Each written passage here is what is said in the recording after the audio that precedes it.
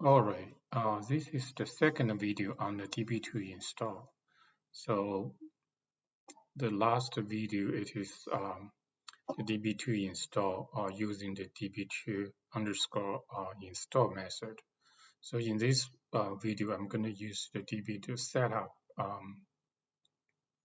the GUI to install the db2 software. So, and the same thing, let me go to the document. So basically, this is the host we're going to use, and the user we're going to use, so on and so forth. As far as the prep work, it's already done. The db2 software, download the community edition, upload it to a stage location, and untitled the installer. So now we're going to do the second install using the db2 setup. Okay, so let me log on to the server. So SSH username, host name, password. Okay, yeah. So that is the last time we did. Okay, so since we already have a db2 install, we need first to remove it. Okay, to remove it, you can use the this one. So basically, you use the sudo.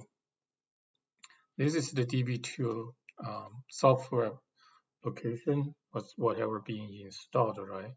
So that's called instance, not instance, install, install. And there's a command called the db2d install. So you basically run this command with the flag -a. So they will remove the db2 software. Also, it's going to remove the TSAMP, and also remove pacemaker we installed last time. Okay, so and since we already did the pre-check last time, so we will not do the pre-check anymore. And but we do still want to look at what is the existing packages in the system, and you see everything is its execution is successful. You can see this. Okay, you can look at the log file to see what is being deinstalled. So you see deinstalled this db2 server edition and the selected components and lots of stuff. Okay, and remove this global registry. You see the link. It's also remove those things. And let's see, if you do a db2 ls, it will not return anything because the command is removed. Okay, so let's see. Let's go to this server location. If you do the same thing, let's do the pre-check. You see it's satisfied. So last time we want to see what is the software is installed right now. Okay, so let's take a quick look. I believe it is about nearly 1,500 packages. Okay, so let's see. So the PAM is the one we installed last time. So all the db2 packages is removed. Okay, the SAM package, pacemaker package, and RCT packages. Okay, so all right, so let's see, what is this number again? So we have 14 those many packages. Okay, let me just save it here. So we will examine the packages later. Okay. So let's go on. Let's launch this db2 setup. So let's see where the command. All right, we're gonna use the db2 setup GUI. Okay, I'm gonna use the sudo and db2 setup. If you use the root, you don't have to.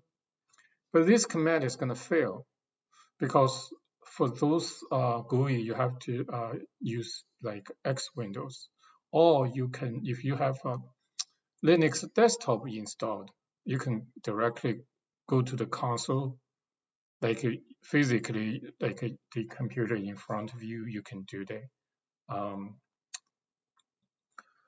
install, because typically the Linux servers, they don't install those kind of things.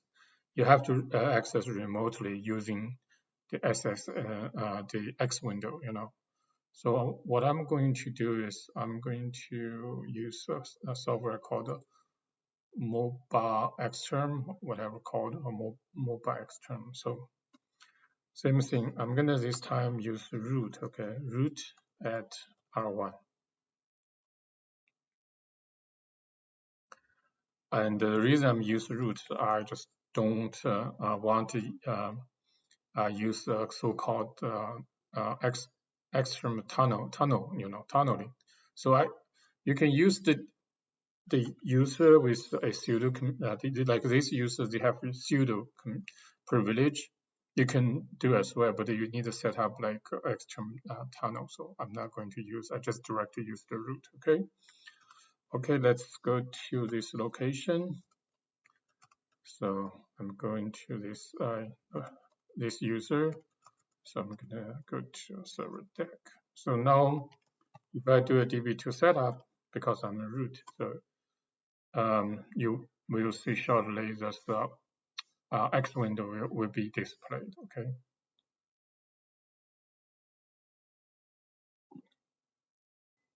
Okay, it's coming. So this is the db2 setup GUI window. So click New Install. So there's a couple of options you see here. It's very similar to the last time using the db2 underscore install method. So the first one is the server edition. The second one is the pure scale. We are not going to do anything to do the pure scale. So the db2 connect, db2 data client, data server client, the db2 run time client. So we're going to use the server edition. So we're going to go next. Okay. All right. So you can use either typical or custom. Okay. Let's see for the typical. Let's see what the feature is. So you basically go through the install the tsam, typically SAMP tsam. I believe by default they should also install the pacemaker, but I guess IBM missed out. It should have a somewhere the pacemaker, okay, because you know, be understand, you know, the software development they may miss something, you know. So, but anyway, so this is the default. So there's nowhere you can specify install the pacemaker or not. All right, so we're gonna just take the default. Okay, it look like it's fine. Or if you can use custom, you can use a custom method. You pick up components, whatever your components you want. So in this install, we sure we're gonna install Tivoli tsam. Okay. Let's close this window. So the nice thing about the db2 setup, you have an option to create an instance. when you create an instance, you can specify the db2 instance owner, either the new a existing user or and you can create a new user. Okay, so I'm not going to create an instance. This is just only install the software, and I'll agree with the IBM term. Okay, if you go to custom, so it's different. So let's just go to the typical. Okay, let's go to typical. Let's go to next. So here is an option.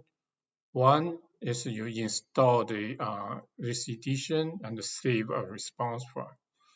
In the corporate environment, if you use the db2setup, probably you run once to save use this GUI install to save a response file, and then you can reuse the response file, without using the X window, the GUI. Okay. This is the default location. I don't think we don't need a change. Okay. Here, the default location. If your company have different naming convention, you can change whatever you with. I think take a default is it's fine.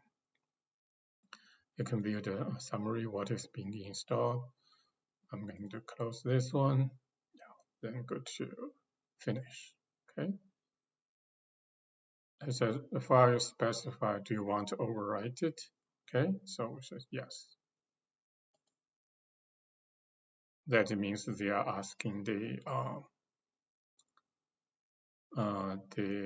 file, this location. I think the ls /bt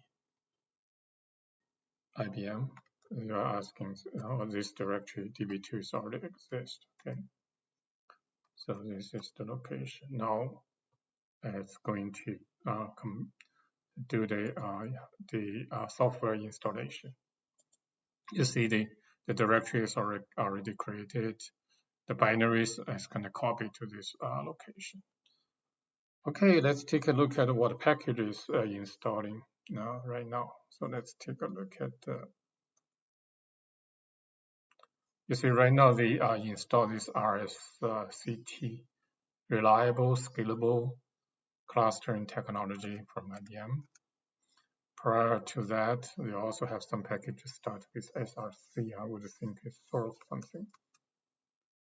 And so this is the one we the last time we installed. So from this line above, that is what is being installed by db2 installer. Okay. Let's see. Now the SAM. The table system automation model platform. So the SAM package is installing. So let's check. Oh, they do by default install the pacemaker. So look like when you use the GUI, you have no way to exclude this pacemaker. So by default, if you want, see, I have a simple implementation.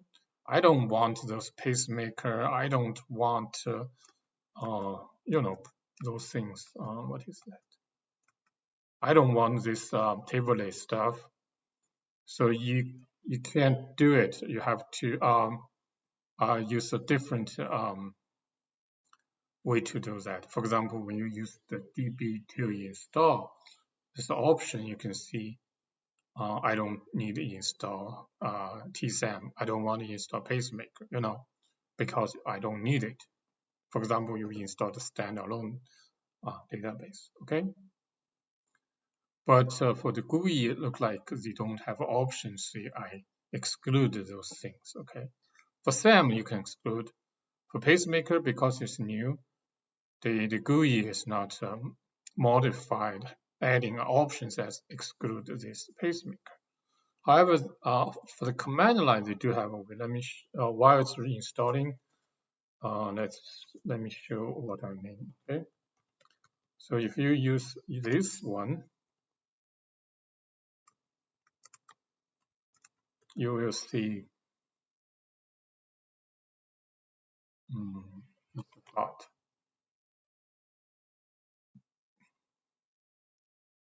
You see here, if you use this one, they do have options. See, if you don't want tsam, you can use -f no tsam. Okay, if you don't want the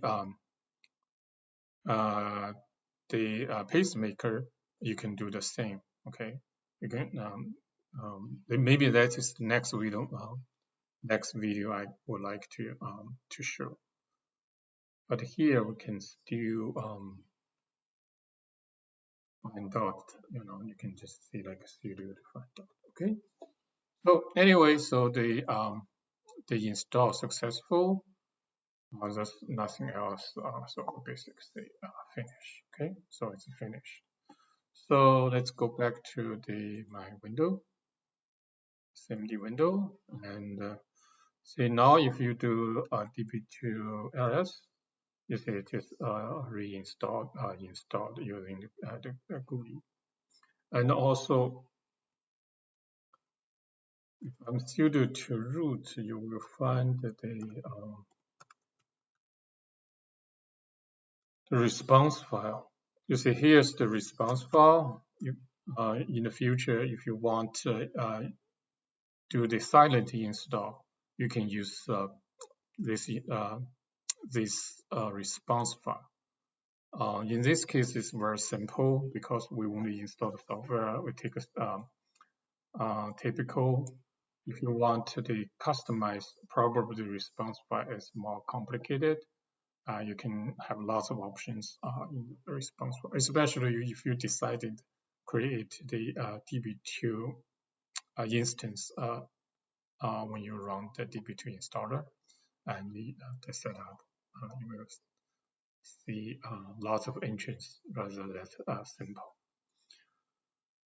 All right, so that is the second method to install the db2 using the db2 setup GUI. Let's see. Yeah, let's see one more time. So you see what is installed pacemaker and so on and so forth. Okay, so remove it and for next install. Okay, I'm gonna remove it.